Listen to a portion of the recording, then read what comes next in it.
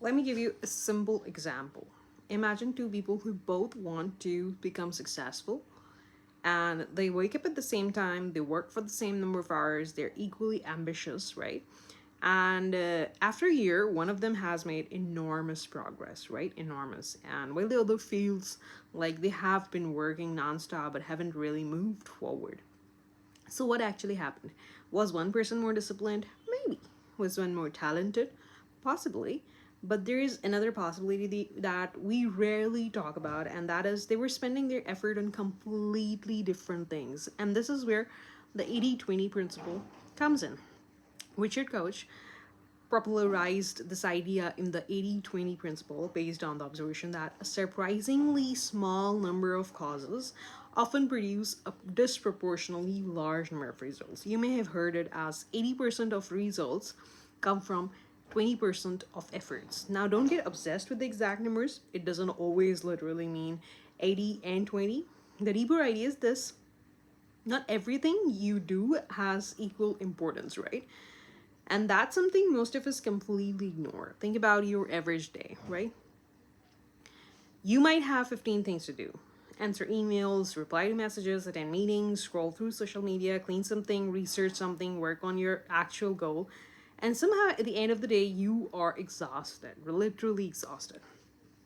And but when you ask yourself what did I actually accomplish, and suddenly you realize that you were being too busy and you were being productive, were two completely different things.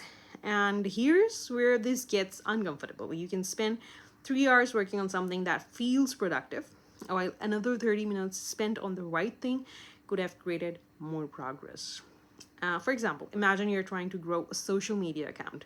You could spend hours choosing fonts, captions, editing by details, checking analytics, every 10 minutes, trying to make everything perfect. Or you can look at your previous 50 videos and ask which actually performed exceptionally well and why.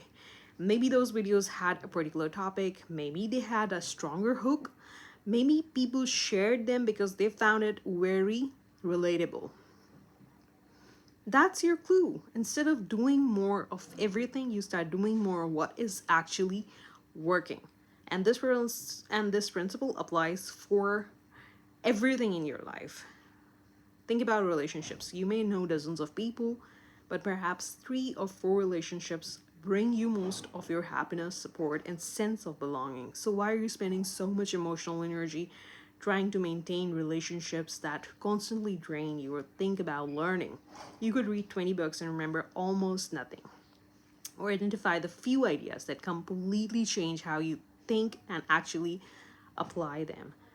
Or money, even. You could make hundreds of tiny spending decisions every month while ignoring the few major financial decisions that have the biggest impact on your life. And that's the 80-20 principle. It's not really about productivity, it's not about anything like rocket science. It's about attention, because your life is limited, your time is limited, your energy is limited, your attention is limited. So if you treat everything as equally important, you are eventually going to give too much of yourself to things that barely matter. And here is a little exercise you can try today. Take one area of your life, your career, your relationships, your health, your studies, your content, and ask yourself 3 questions. What are the few things producing most of my results?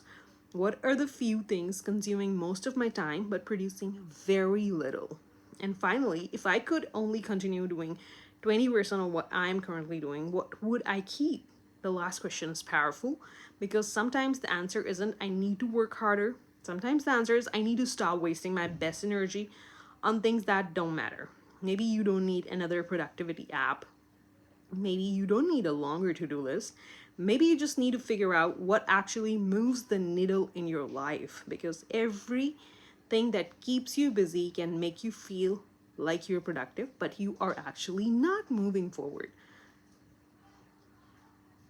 So, knowing what matters, that's a completely different skill. So, look at your life today, this week, and find your 20%. And then ask yourself, what would happen if I stopped giving 80% of my energy to the things that give me almost nothing back?